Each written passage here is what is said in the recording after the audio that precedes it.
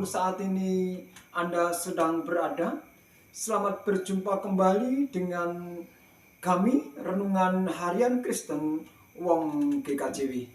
Kali ini kita akan bersama-sama belajar mendengarkan, merenungkan firman Tuhan sebagai penguat bagi kita, agar kita mampu menghadapi setiap langkah kehidupan yang tambah hari, tambah bulan, terasa tambah berat. Oleh karena itu perlu penyegaran iman, agar kita mampu menghadapi semuanya itu dengan baik, agar kita mampu menghadapi semua percobaan hidup, semua pergumulan hidup dengan baik, dan percaya bahwa Yesus adalah juru selamat kita bersama. Percaya Yesus akan memberi kekuatan, kemampuan agar kita mampu menghadapi segala tantangan hidup dengan baik. Ingat saudara, Yesus juru selamat kita. Yesus adalah kebenaran. Dan Yesus adalah jalan keluar bagi setiap orang yang percaya dalam menghadapi segala pencobaan hidup. Saudara yang kasih Tuhan kita Yesus Kristus, baiklah sebelum kita bersama-sama dengarkan firman Tuhan, merenungkannya, bersama-sama menggumulinya dan belajar bersama, terlebih dulu mari kita berdoa minta tuntunan Tuhan. Kita berdoa. Allah Bapa kami yang bersemayam di dalam tahta kerajaan surga, pada saat ini kami bersama-sama dengan rekan-rekan kami semua dimanapun saat ini sedang berada yang sedang mendengarkan channelnya Wong GKJW. Kami bersama-sama sujud kepadamu, kami bersama-sama mengucapkan syukur dan terima kasih atas segala berkat-Mu, atas segala tuntunan-Mu, atas segala anugerah yang luar biasa yang sudah kami rasakan dan kami terima. Begitu juga dosa, kesalahan, dan kekeliruan yang terselip di dalam hidup ini, baik itu yang kami sengaja maupun yang tidak kami sengaja, sungguh Tuhan saat ini keampuni kami. Dan bila sebentar lagi Tuhan kami ingin mendengarkan dari sabda-Mu, kami ingin merenungkan dan kami ingin belajar akan kebenaran dari firman-Mu. Berikan kami kemampuan dan kekuatan, berikan kami hikmat-Mu yang luar biasa, agar kami mampu mendengarkan, merenungkan firman-Mu itu dengan baik, bahkan mampu melakukan firman-Mu itu dengan baik di dalam kehidupan kami hari lepas hari. Sehingga firman-Mu itu boleh menjadikan kekuatan kami dalam menghadapi segala macam bentuk pencobaan hidup di dunia ini. Hanya di dalam nama Tuhan kami Yesus Kristus sebagai Tuhan dan Juru Selamat kami sudah berdoa pada saat ini. Haleluya. Amin. Saudaraku yang berbahagia dimanapun saat ini sedang berada, pada saat ini kita akan belajar bersama-sama mendengarkan firman Tuhan. Dan bacaan pada saat ini yang akan kita pelajari bersama, sengaja saya ambil dari Perjanjian Baru. Dari Perjanjian Baru yaitu dari Yohanes 9. Perjanjian Baru Yohanes 9 ayat 1 sampai dengan ayat 41. Yohanes 9 ayat 1 sampai dengan ayat 41.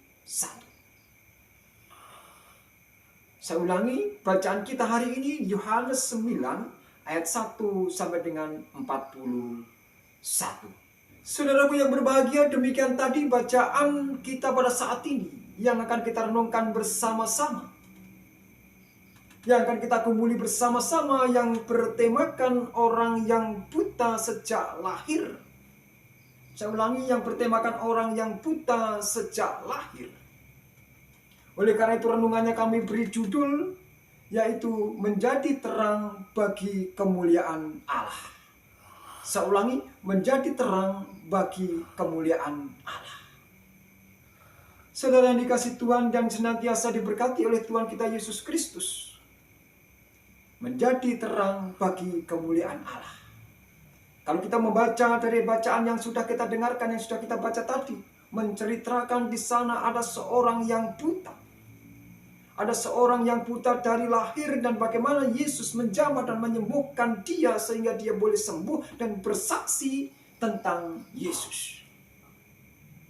Saudaraku yang berbahagia dimanapun saat ini sedang berada, saya akan bertanya, apakah saudaraku semua pernah merasakan di dalam kehidupannya sesuatu yang ketidakadilan menimpa diri kita?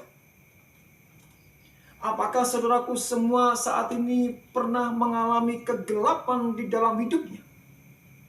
Gelap di dalam hatinya, gundah gulana, sepertinya tidak ada jalan keluar dalam menghadapi segala macam bentuk persoalan yang menerpa hidup ini. Apakah pernah? Bapak dan Ibu yang dikasihi Tuhan kita Yesus Kristus, ada seorang yang sejak lahir hidupnya mengalami sebuah kebahagiaan. Ada seorang yang dari lahir hidupnya sudah menemui atau mendapatkan sebuah kenyamanan dalam hidup. Ada juga orang yang sejak lahir hidupnya dipenuhi dengan penderitaan seumur hidup. Bahkan ada juga orang yang sejak lahir melihat wajah yang melahirkannya pun tidak bisa. Betapa hebat penderitaan orang itu. Karena mereka mengalami kebutaan sejak dia keluar dari rahim ibunya. Kita bisa bayangkan saudaraku yang dikasihi Tuhan, bagaimana orang buta sejak lahir. Dia tidak bisa menikmati atau melihat indahnya dunia. Dia tidak bisa melihat, memandang wajah orang tuanya. Dia tidak bisa melihat indahnya pemandangan yang diberikan Tuhan di dunia ini. Dia tidak pernah merasakan sebuah kebahagiaan di dalam hidupnya. Karena di dalam hidupnya yang ada adalah kegelapan. Karena mereka buta.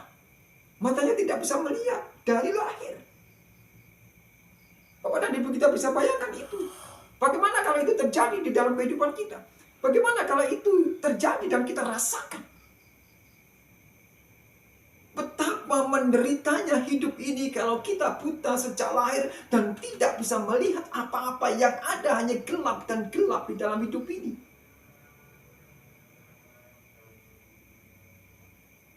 Bahkan dunia pun menghakimi orang yang menderita seperti itu.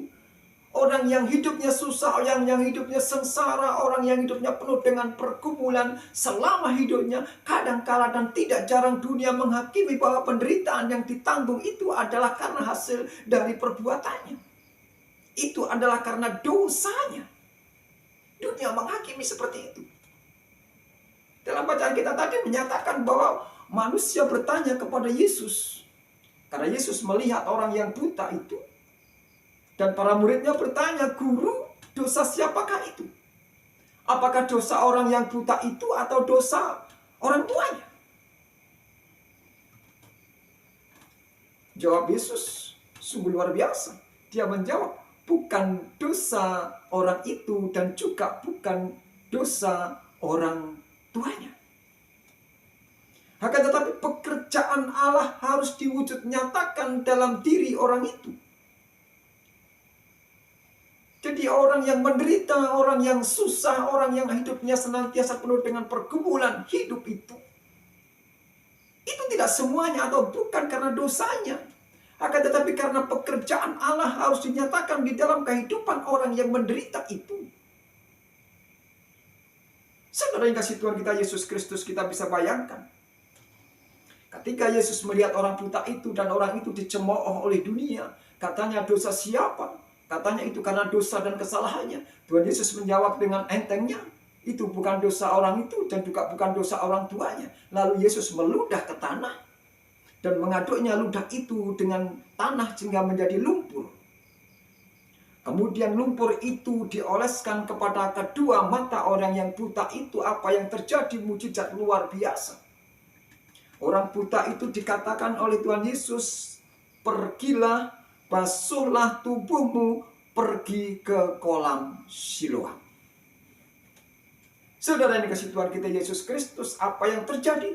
Ketika orang buta itu mendengar perkataan Yesus, dia taat mendengarkan. Dia taat melakukan apa yang menjadi perintah Yesus, membasuh tubuhnya di dalam kolam Siloam. Dan setelah dibasuhnya, matanya tercelekkan dan bisa melihat dunia. Wow! Indahnya dunia. Luar biasa.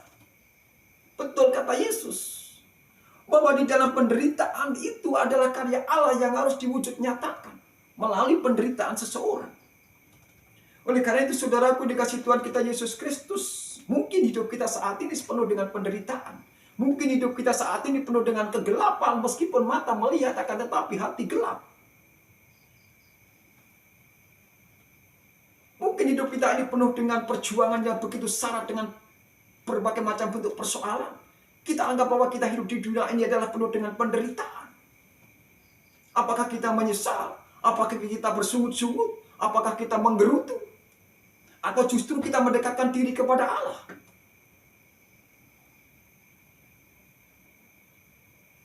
Atau kita lebih taat kepada Allah dan mendengarkan segala perintahnya agar kita bisa lepas dari penderitaan itu? Kalau orang buta tadi mendengarkan Allah, orang buta tadi taat kepada Allah, membasuh tubuhnya di kolam Siloam, di kolam Siloam maksud saya.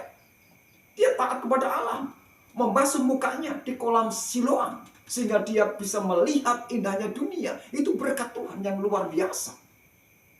Karena dia telah diberkati Tuhan dan matanya telah dicelikkan, dia bisa melihat. Dia bersaksi luar biasanya Yesus, luar biasanya pekerjaan Yesus. Dia tiada hentinya mengatakan bahwa ini pekerjaan Yesus, bahwa ini adalah anugerah dan berkat Yesus. Pada siapapun bila orang bertanya, karena apa matamu bisa melihat? Karena siapa matamu bisa melihat? Dia menjawab bahwa ini adalah pekerjaan Yesus. Dia bersaksi, ini adalah pekerjaan Yesus. Dia menjadi terang bagi banyak orang. Sehingga siapapun yang bertanya akan dirinya, dia akan menjawab bahwa ini adalah pekerjaan Yesus. Hidup orang buta itu tadi berubah 100 derajat. Dari tidak melihat menjadi melihat. Sehingga dia mempunyai suatu keberanian untuk menjadi terang bagi siapapun. Dia mengatakan bahwa ini adalah pekerjaan Yesus, bukan pekerjaan yang lain. Luar biasa sekali. Sekarang bagaimana dengan kita, saudaraku dikasih Tuhan, ketika kita menderita, ketika hidup ini penuh dengan berbagai macam bentuk pencobaan dan pergumulan hidup, dan kita mendapatkan suatu hal yang lebih baik, dan kita lepas dari penderitaan itu, ketika kita miskin dan kita menjadi kaya, ketika kita lemah dan kita menjadi kuat, ketika kita bersedih dan kita dihiburkan, beranikah kita bersaksi bahwa semua itu pekerjaan Yesus? Beranilah dari keterpurukan dan kita dipulihkan, dan berani mengatakan bahwa itu pekerjaan Yesus. Saudara kasih Tuhan, kita dipanggil. Tuhan bukan sekedar cukup untuk percaya. Kita dipanggil Tuhan bukan hanya untuk yakin dan percaya, akan tetapi kita dipanggil Tuhan untuk bisa bersinar, menjadi terang bagi banyak orang. Menjadi terang dalam artian kita mampu memancarkan sinar kasih itu. Kita mampu memancarkan sinar terang pemberian Allah itu kepada yang lain. Ketika ada orang mengalami kesusahan, gundah gulana, kita bisa menghibur. Inilah menjadi terang. Kita harus bisa menjadi pendamai. Tutur kata kita harus ditata dengan baik sesuai dengan orang-orang yang dikehendaki oleh Tuhan. Tutur kata kita harus cukup elegan berbicara, dan kapan dan di mana, dengan siapa kita berbicara. Jangan sampai tutur kata kita justru membuat gaduh. Jangan sampai tutur kata kita justru membuat polemik. Itu tidak dikehendaki Tuhan. Tuhan mengharapkan kita dipanggil untuk yakin dan percaya, dan juga mampu memancarkan sinar yang diberikan oleh Tuhan itu. Karena di dalam sinar itu Allah Bapa yang di surga di dalam diri Yesus Kristus dipermuliakan. Sudah dikasih Tuhan kita Yesus Kristus, itulah yang dikehendaki Tuhan. Siapapun saat ini yang hidupnya penuh dengan penderitaan, siapapun saat ini hidupnya yang penuh dengan kesusahan, siapapun saat ini hidupnya yang seakan-akan menghadapi suatu kegelapan yang luar biasa, percaya dan yakinlah kepada Yesus, karena saat ini Yesus sedang menjamah, mengangkat hidup saudara untuk lepas dari segala macam bentuk penderitaan. Dan jikalau kita sudah lepas dari penderitaan itu, bersinarlah bagi orang lain, bercahayalah bagi orang lain, bertutur katalah yang manis, saling mengasihi, saling memberi. Itu yang diharapkan Tuhan. Karena Tuhan menghendaki kehidupan saudara dan saya penuh dengan damai dan sejahtera daripadanya. Agar cahaya dan sinar terang pemberian Tuhan itu memancar bagi siapapun. Orang Kristen yang percaya kepada Yesus Kristus memang harus terlihat sinar pancaran kasihnya itu. Harus bisa dilihat orang lain, oh itu orang yang diberkati Tuhan, oh itu orang Kristen. Tutur katanya pantesan dia manis, tutur katanya pantesan elegan, Pantesan dia bisa berbuat kasih, pantesan dia sabar, pantesan dia sopan. Sebagai pengikut Yesus Kudus, kita harus mempunyai branding yang kuat. Kita tidak sama dengan dunia, kita tidak sama dengan yang lain. Sebagai orang yang telah diberkati Tuhan, sebagai orang yang telah diberikan kehidupan dan terang itu dari Yesus, kita harus mempunyai ciri khas sebagai anak-anak terang. Saudaraku yang dikasihi Tuhan kita Yesus Kristus, oleh karena itu mari kita memulai. Kita pancarkan sinar terang yang ada di dalam hidup ini kepada yang lain, dimanapun saat ini kita sedang berada, dan apapun posisi kita, mari kita pancarkan sinar terang itu dengan cara mengasihi satu dengan yang lain, dengan cara memberikan senyum satu dengan yang lain, dengan cara menghormati satu dengan yang lain, dengan cara menghargai satu dengan yang lain, dengan cara bekerja sama yang baik satu dengan yang lain, sehingga hidup terasa begitu damai seperti yang Tuhan kehendaki. Itu yang diharapkan Tuhan. Oleh karena itu di masa Prapaskah yang keempat ini, kita benar-benar diberi sinar terang oleh Allah, dan sinar itu kita bagikan satu dengan yang lain. Jangan dipendam sendiri. Karena pelita yang sudah kita nyalakan tidak mungkin harus kita tutup.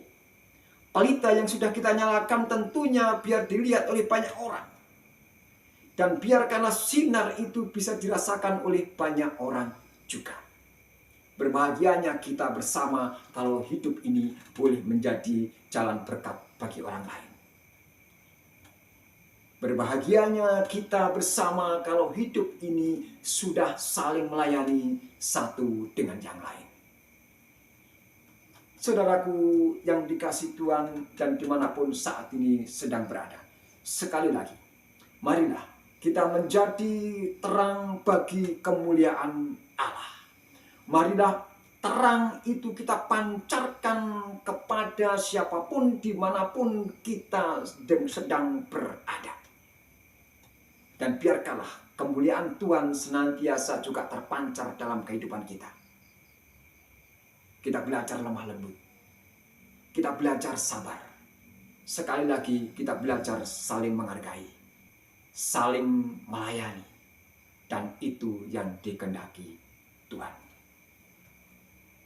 Kiranya sedikit firman Tuhan ini senantiasa memberikan kekuatan, memberikan penghiburan, dan memberikan inspirasi buat kita bersama untuk terus berpelayanan dimanapun saat ini kita sedang berada. Jadilah terang bagi kemuliaan Allah. Sekali lagi, jadilah terang bagi kemuliaan Allah. Tuhan Yesus memberkati. Amin.